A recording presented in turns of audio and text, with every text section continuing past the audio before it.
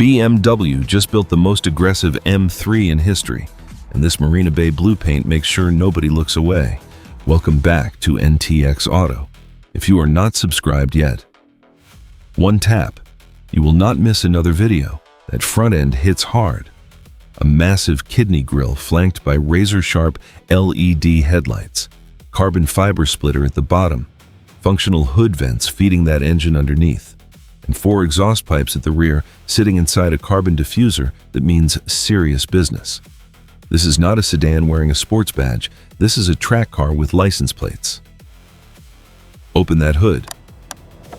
A 3.0-liter twin-turbocharged inline-6 BMW M power engine, 530 horsepower, 479 pound-feet of torque, 0 to 60 in 3.4 seconds. This engine does not ask for permission.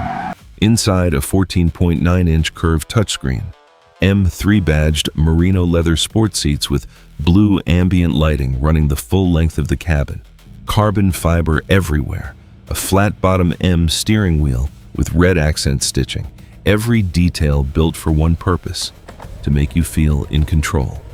The 2027 BMW M3 Competition starts at $82,000.